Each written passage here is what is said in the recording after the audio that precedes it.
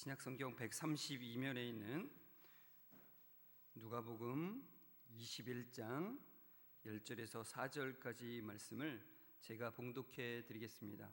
예수께서 눈을 들어 부자들이 헌금함에 헌금 넣는 것을 보시고 또 어떤 가난한 과부가 2렙돈 넣는 것을 보시고 이르시되 내가 참으로 너희에게 말하노니 이 가난한 과부가 다른 모든 사람보다 많이 넣었도다.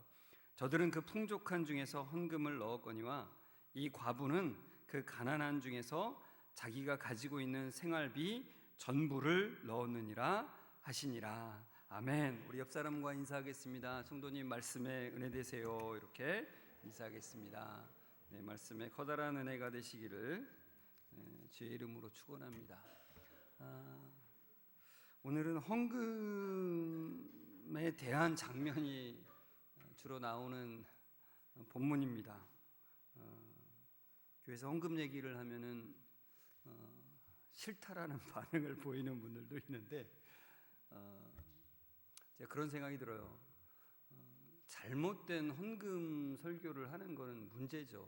그러나 주님께서 우리에게 가르쳐 주시는 바른 것을 전하는 것은 분명히 꼭 필요하다라는 생각이 듭니다. 오늘 우리가 같이 주님께서 우리에게 말씀하시는 그 의도를 분명하게 아는 귀한 은혜가 있기를 주님의 이름으로 축원합니다.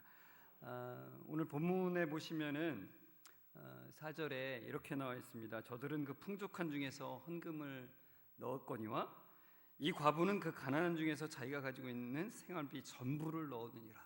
그래요. 주님 어떻게 아셨지? 이렇게 생각하는 분이 있더라고요. 어떤 주석책에 보니까 도대체 주님이 어떻게 아신 걸까 모르면서 그것에 대해서 막 논하는 사람들이 있다고.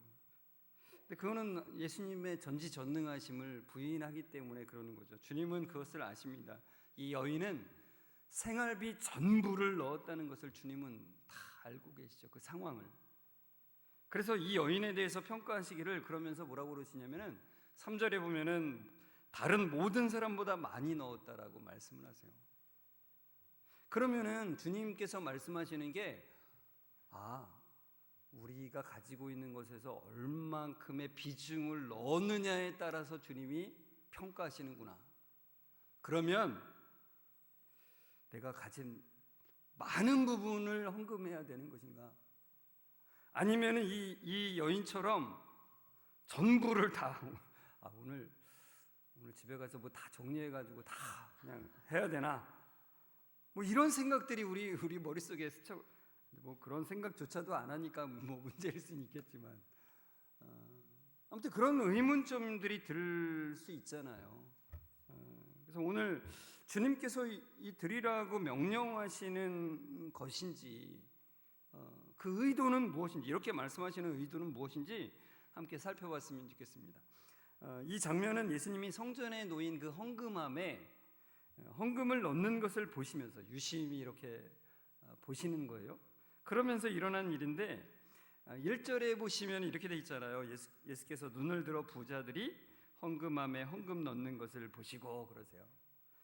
예수님 당시에 그 성전에는 이 헌금함이 13개가 있었다고 합니다.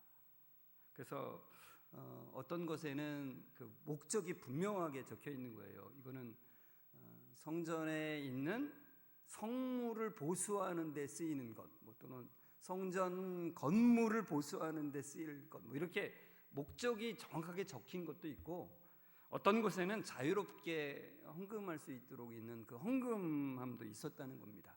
그런데 이 헌금함에는 이렇게 입구가 나팔 모양으로 되어 있었대요. 그래서 동전을 넣으면 또르르 소리가 나는 거죠. 그래서 그 소리가 나게 만들었다는 겁니다. 그래서 확인하는 건지 정확하게는 제가 알 수는 없는데 아무튼 입구가 나팔 모양으로 돼 있어서 더 소리가 잘 나게 돼 있었다는 것입니다. 그래서 부자들 같은 경우는 그 동전을 쫙 넣으면서 또르르 소리가 크게 나는 것을 들으면서 자랑스럽게 생각을 하는 거죠. 이렇게 넣으면서. 근데 예수님께서는 계속해서 어떤 것을 지적을 하시냐면은 위선이라고 하는 것을 지적을 하십니다. 그러니까 헌금을 하면은 나는 신앙인으로서 어느 정도 나는 할 바를 한다라고 생각하는 것. 예배를 정기적으로 드리면 나는 하나님의 말씀을 지키며 산다라고 생각하는 것. 하나님의 말씀에 나오는 그 명령대로 살아가면 나는 괜찮은 크리스찬이라고 생각하며 살아가는 것. 마음은 전혀 그렇지 않은데, 마음은 주님을 사랑하는 마음은 없고 주님을 사모하는 마음이나 정말 경외하는 마음과는 거리가 먼데, 이렇게만 하면 하나님께 할 도리는 다 한다라고 생각하는 것이 바로 위선이죠. 이것을 지적을 하십니다. 예수님 시대에도 많은 이들이 이렇게 살아가고 있었기 때문에 예수님은 그것을 지적을 하세요. 근데 이에 반해서 위선이 아닌 것이 어떤 것인지를 말씀해 주시는데, 바로 예수님이 이 어떤 그 가난한 과부가 헌금하는 것을 통해서 말씀을 해 주시죠. 2절에 보시면 이렇게 돼 있잖아요. 또 어떤 가난한 과부가 2렙돈 넣는 것을 보시고 그래요. 여기서 가난한이라고 하는 그 헬라어는 극도로 가난한 상태를 표현하는 형용사입니다. 그러니까 이 여인이 얼마나 헌금하기 힘든 상태인지, 그러니까 극빈계층에 속하는 사람인지를 우리가 알 수 있어요. 그러니까 당시 사회가 가부장적인 사회였기 때문에 경제적인 활동이 극히 제한된 이 여인, 남편이 없는 여인으로서 경제적인 활동을 할 수가 없어요. 그러니까 룻기에서 보듯이 이삭 줍는 것 이 정도 외에는 할 수 있는 게 없는 거예요. 그리고 이삭 주울 때는 그래도 그나마 먹고 사는데, 그렇지 않을 때는 다른 사람이 도와주지 않으면은 살아갈 수가 없는 존재, 그런 거예요. 그러니까 이 동전 두닙도, 이 렙돈 두닙도 어떻게 보면 누군가가 구제로서 준 돈일지도 몰라요. 근데 그거를 헌금함에 넣는다, 그게 쉬운 일이 아닌 거죠. 저도 예전에 저희 친구 중에 한 명이 너무나 좀 힘든 상황이어서 그 친구를 돕는다고 좀 얼마를 손에 쥐어진 적이 있어요. 그런데 이 친구가 그거를 다 헌금을 한 거예요. 근데 제 속에서 순간적으로 화가 나더라고요. 화가. 그걸 헌금하냐, 그거를. 야.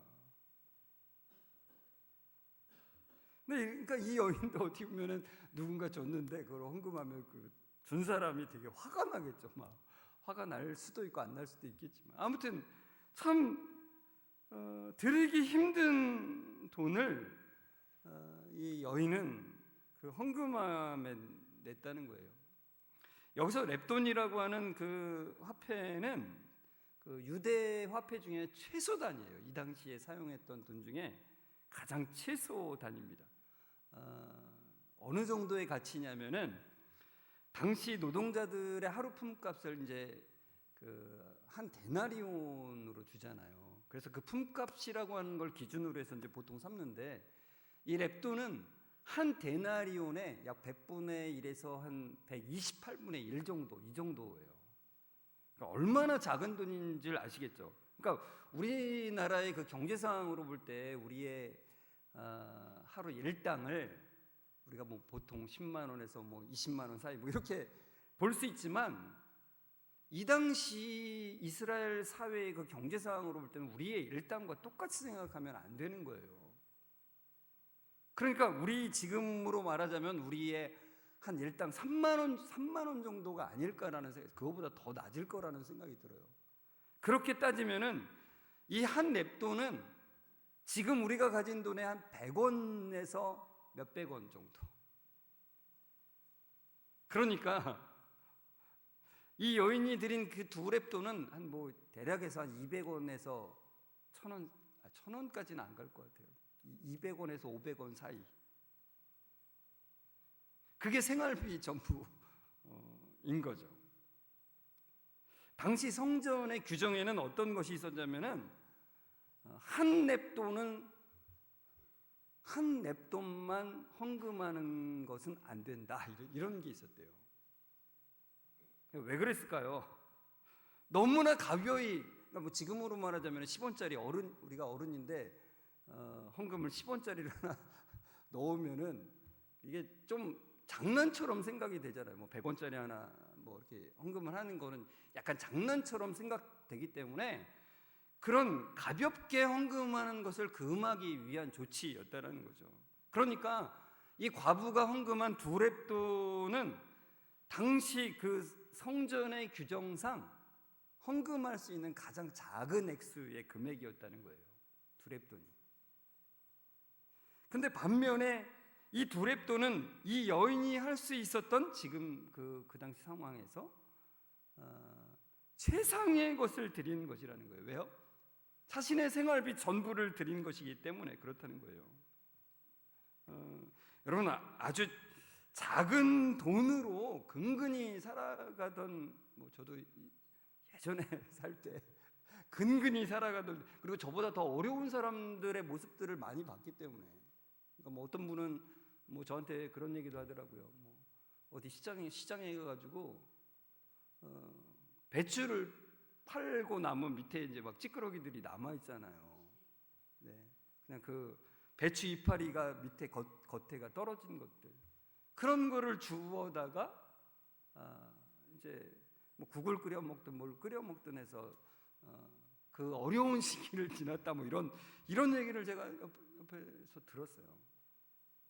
또는 뭐 음식을 이게 상품으로 팔 때 나쁜 것들은 이게 따로 빼놓잖아요. 그래서 아주 싼 값에 그것을 넘기잖아요.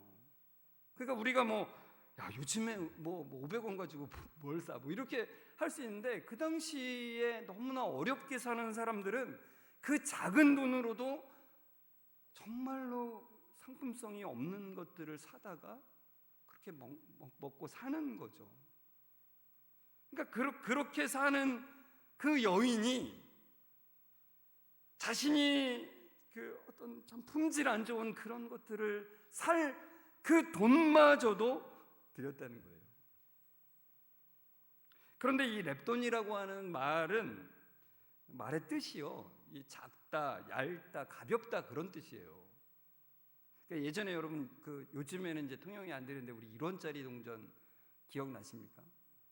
우리 아이들은 1원짜리 동전을 못 봤을 텐데 1원짜리 동전을 손에 이렇게 올려놓으면은 그 무게가 진짜 전혀 안 느껴지잖아요. 너무 가벼워서.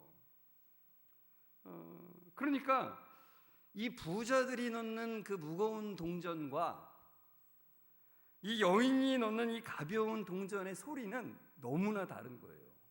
그러니까 여인이 넣는 거는 아주 거의 들리지도 않는 소리가 나는데, 부자들이 넣는 동전에는 뚜루룩 소리가 아주 크게 들린다는 거죠.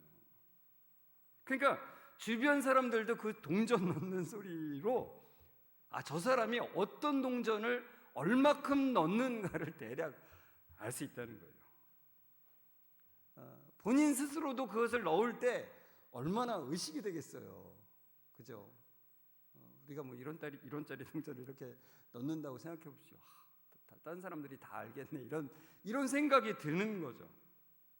그러나 주님은 이 사람들의 평가와는 다르게 보신다는 거예요. 사람들은 그 소리로 그것을 평가하는지 모르지만 주님은 그 동전 소리로, 동전의 많고 적음으로 평가하시지 않는다는 거예요. 3절에 보시면은 주님이 분명하게 말씀하시잖아요. 이 여인은 다른 모든 사람들보다 많이 넣었다는 거예요. 그러니까 사람들이 듣는 그 동전의 소리와는 다른 것을 예수님은 듣고 계시다는 거예요. 너무 감사한 거 아닙니까? 그죠? 여러분, 사람들의 평가에 우리의 마음이 빼앗기지 않았으면 좋겠어요. 사람들은 크고 값비싸고 귀한 것들에 마음이 가고 그것으로 평가를 하잖아요. 그러니까 여러분, 교회에도 헌금을 많이 한 사람이 대접을 받고 그 사람의 목소리가 커지는 것이, 그건 교회가 아닌 거예요. 그건 주님이 바라보시는 것과는 전혀 다른 관점으로 나아가는 것이기 때문에 그래요. 그러니까 예수님은 얼마나 많은 액수를 드렸느냐로 평가하시지 않고 얼마나 많은 비중으로 드렸느냐로도 평가하지 않으시는 거예요. 그 드리는 자의 중심을 보신다는 것입니다. 그러니까 하나님의 기준은 인간의 기준과는 다른 거예요.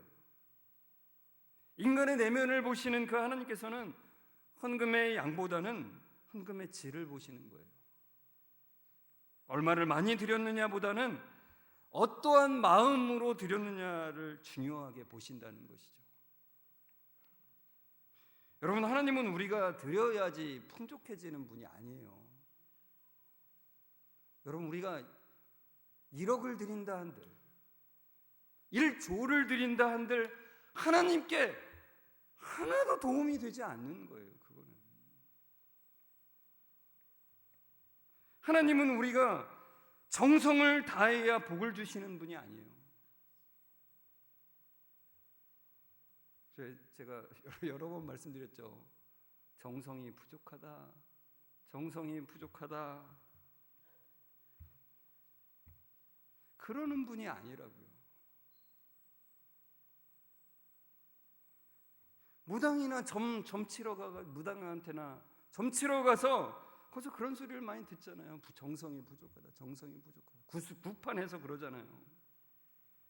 우리 하나님은 전혀 그것과는 상관이 없으신 분이에요. 우리의 마음을 드리기를 바라시는 분이시라는 거죠. 그런데 우리의 마음을 드린다는 것이 무엇일까요?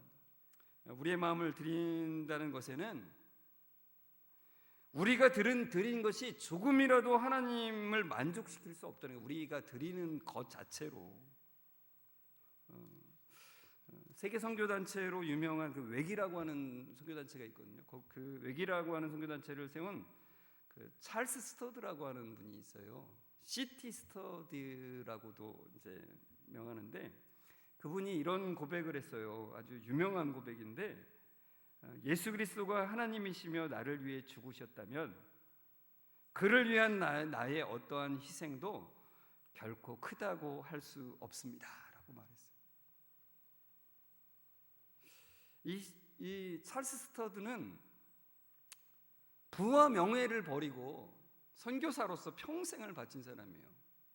중국이나 또는 인도, 중앙아프리카에 가서 평생의 생애를 바치며 좀 헌신한 사람입니다. 그러니까 이 사람을 희생의 아이콘이라고 불러도 전혀 지장이 없는 그런 사람이에요. 그런데 그가 이렇게 고백하는 거예요. 우리가 주님께 드리는 그 어떤 것도, 주님을 섬긴다고 하면서 한 어떤 일도 주님이 베푸신 은혜로 볼 때 그 어떤 것도 아무것도 아니라는 거예요. 그러니까 우리의 어떠한 희생이 하나님을 만족시킬 수 없으며 우리의 어떠한 정성이 하나님을 기쁘시게 할 수 없다는 거예요. 그것 자체만으로. 왜냐하면 우리가 주님의 것이기 때문에 그렇다는 거예요. 주님의 은혜가 우리에게 임함을 통해서 우리는 완전히 주님의 것이 되었기 때문에. 여러분, 그렇잖아요. 우리가 가진 모든 것이 주님의 것인데 우리가 그 중에서 일부를 주님께 드린들 그것이 어떻게 희생이라고 볼 수 있으며 그것이 어떻게 헌신이라고 할 수 있냐는 거예요. 그러니까 우리는 주님께 어떤 것이든 드리며 고백할 수밖에 없는 거죠. 주님, 저는 주님의 것입니다. 주님, 내가 가진 것은 다 주님의 것입니다라고 고백할 수밖에 없는 거잖아요. 그러니까 주님께서 오늘 본문의 이 여인에 대한 이 평가는 이 여인이 이 고백으로 헌금을 드린 것을 보셨다는 거예요. 그래서 이 여인이 생활비 전부를 넣었다고 이제 4절에 나오는데, 그 마음이 무엇이냐면, 여기서 이제 이 생활비라고 하는 말은 이제 비온이라고 하는 그 헬라어가 쓰였는데요. 이 단어는 비오스에서 나온 단어입니다. 이 비오스는 생명이라고 하는 뜻을 가지고 있고, 그 다음에 거기서 조금 더 나아가서 생존을 유지하기 위한 어떤 물질을 말해요. 그러니까 이 여인은 생명을 유지하기 위한 최소한의 물질을 주님께 드렸다는 거죠. 그러니까 다른 말로 말하면은 이 여인은 자신의 생명을 바치는 것이나 마찬가지의 일을 했다는 거예요. 생명을 바치는 거죠. 그래서 우리도 헌금을 드리면서 부르는 찬송에 그렇잖아요. 내 생명을 주님께 드린다고. 나의 가진 것은 다 주님의 것이라는 고백으로 이제 드린다는 거죠. 그런데 여러분, 이 여인은, 이 과부는 어떻게 생활비 전부를 넣을 수 있을까요? 그러니까 우리가 이제 머릿속으로 이제 생각을 해보면, 내가 다 가진 거를 드릴 수 있을까? 저기 앞에서 목사님이 지금 그걸 유도하기 위해서 지금 저런 말을 하고 있는 것일까? 뭐 이런 생각을 할 수도 있을지 모르겠어요. 근데 이 여인이 생활비 전부를 드릴 수 있었던 이유는 그거죠. 주님이 그걸 보신 거죠. 주님이 먹이고 입히시는 분이라는 것을 확신하는 거죠. 그러니까 주님이 완전한 공급자이심을 신뢰하는 것입니다. 그렇지 않으면 염려와서 어떻게 드려요? 내가 오늘 먹을 게 없는데, 이거 드리면 내가 먹을 게 없는데 어떻게 하지? 이렇게 이 마음으로 어떻게 드리겠어요? 그러니까 염려하는 것에서 돌이켜서 하나님을 신뢰하는 것을 믿음이라 그래요. 염려가 안 될 수는 없잖아요. 우리가 살아가면서 이건 오늘 어떻게 할까? 저건 어떻게 할까? 이거 없으면 어떻게 할까라는 순간순간에 그 염려들이 우리 안에 들 수밖에 없지만, 우리 안에. 그러나 그 염려에서 돌이켜서 하나님을 신뢰하며, 하나님이 나를 먹이시는 분이십니다. 하나님이 나를 지키시는 분이십니다. 하나님이 나의 모든 삶을 채우시는 하나님이십니다라는 그 고백으로 나아가는 것이 믿음이죠. 믿음이 있다고 하면서 걱정을 계속하면 그건 믿음이 아니라고 말씀하시는 거예요. 마태복음 6장 30에서 31절 같이 한번 읽어볼까요? 오늘 있다가 내일 아궁이에 던져지는 들풀도 하나님이 이렇게 입히시거든 하물며 너희일까 보냐. 믿음이 작은 자들아, 그러므로 염려하여 이르기를 무엇을 먹을까, 무엇을 마실까, 무엇을 입을까 하지 말라. 그러니까 여러분, 이 구절에서 우리가 깊게 생각해 봐야 돼요. 염려하는 자들을 주님이 뭐라고 칭하세요? 믿음이 작은 자들아고요. 그러니까 계속 내 마음속에 염려가 계속 올라오고 있다면 지금 내 믿음이 너무 작아지고 있구나. 다른 말로 말하면 내가 주님을 신뢰하지 못하고 있구나라고 하는 것을 깨달으시면 되는 거예요. 주님, 저에게 믿음을 주십시오. 주님을 신뢰할 수 있는 마음을 주십시오. 그래서 염려하는 다른 차원으로 이것을 볼 수 있는 그 믿음을, 그 은혜를 허락해 주옵소서라고 기도하며 나아가셨으면 좋겠어요. 그러니까 그 믿음만이 주님을 기쁘시게 할 수 있는 거예요. 주님을 신뢰하는 그 믿음을요. 여러분, 믿음은 내가 뭔가를 희생하고 내가 뭔가를 바치는 게 믿음이 아니라 하나님을 신뢰하는 거예요. 저는 두 아이의 아빠잖아요. 제 아들들이 저를 신뢰할 때 그보다 더 커다란 기쁨이 없어요. 그래서 제가 그걸 생각하면서 하나님이 이러시구나. 제 아들이 높은 곳에서 저에게 점프를 해서 저에게 뛰어서 제 품에 안길 때, 저를 믿지 않으면, 제가 밑에서 저를 받을 것이라고 하는 확신이 없으면 뛰겠습니까? 절대 뛸 수가 없죠. 그러나 아빠가 밑에 있고 자신을 받아줄 것이라고 하는 그 확신을 가지고 있기 때문에, 그리고 자기가 그 확신을 가지고 뛰는 것을 아빠가 기뻐할 거라고 하는 그걸 알기 때문에, 그래서 뛰어내리는 거죠. 여러분, 우리 하나님도 마찬가지예요. 신뢰하는 그 믿음을 보고 하나님은 기뻐하신다는 거예요. 하나님이 살아계시며 언제나 나를 지키시며 언제나 나를 보호하시고 계시다는 것, 그것을 구하며 나아가는 자에게 은혜를 베푸신다는 것을 신뢰하는 것, 그걸 너무너무 기뻐하신다고 우리에게 말씀하시는 거예요. 주님을 신뢰하며 산다는 것이 무엇일까? 제가 그래서 설교를 준비하면서 한 여러 가지를 생각하는데 사도 바울의 한 장면이 또 떠오르더라고요.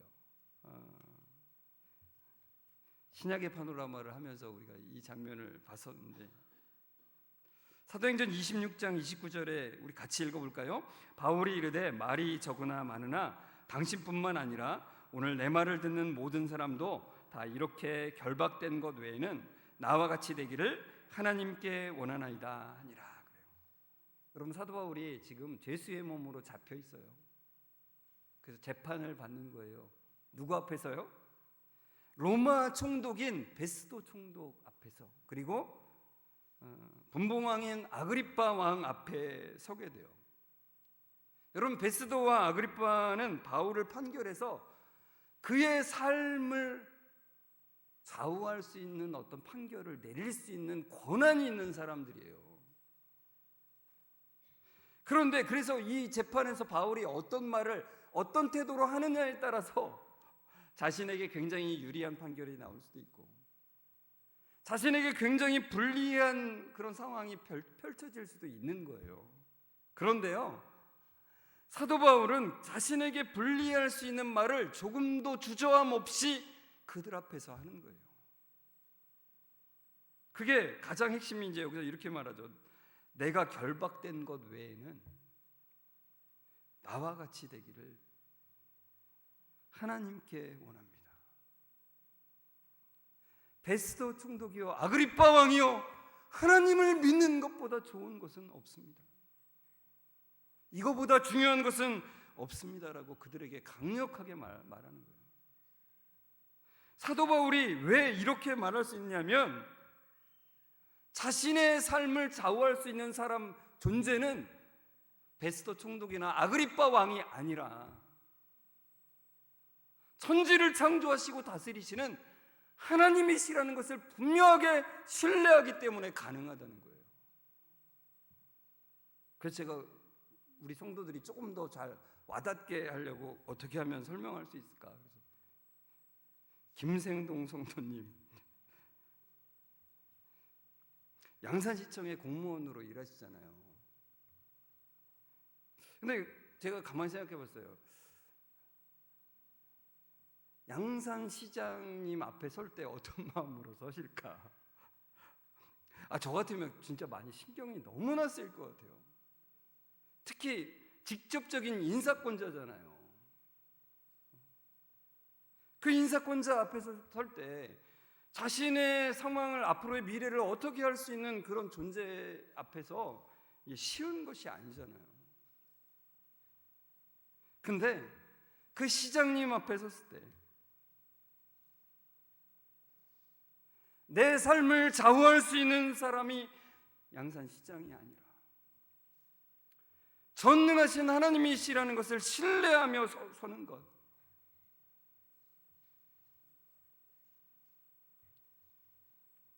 그게 바로 하나님께 마음을 드리는 것이라는 겁니다. 여러분의 삶 속에서도 여러분의 삶에 어떤 결정 권한을 가진 사람들이 여러분 주위에 있을 수 있죠. 어떠한 상황으로 될 때 나의 삶이 어떻게 되는 그런 좌우가 되는 그런 상황들이 여러분에게 닥치죠.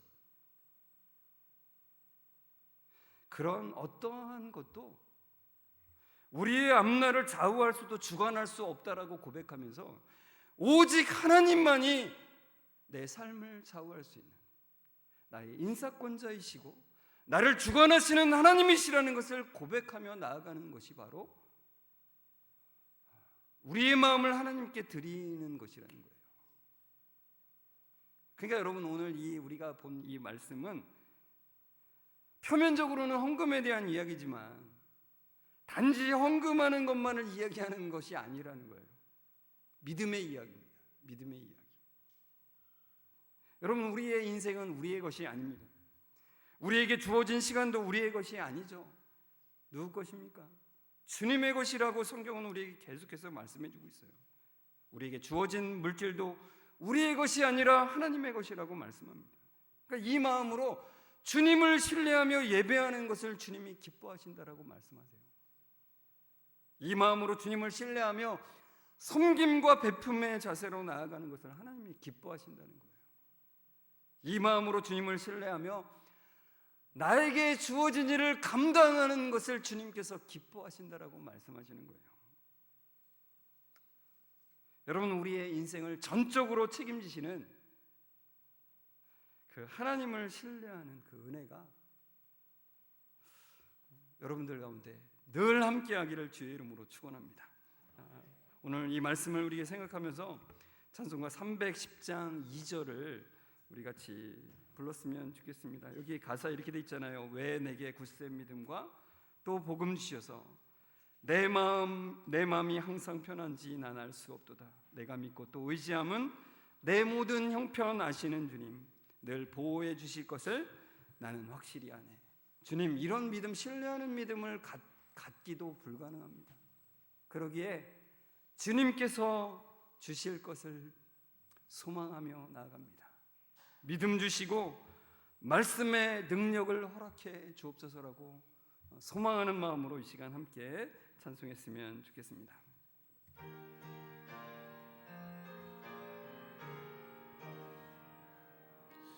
왜 내게 굳센 믿음과 또 복음 주셔서 내 마음이 항상 편한지 난 알 수 없도다. 내가 믿고 또 의지하는 내 모든 형편 아시는 주님 늘 보호해 주실 것을 나는 확실히 아네. 왜 내게 굳센 믿음과 왜 내게 굳센 믿음과 또 복음 주셔서 내 마음이 항상 편한지 난 알 수 없도다. 내가 믿고 또 의지함은 내가 믿고 또 의지함은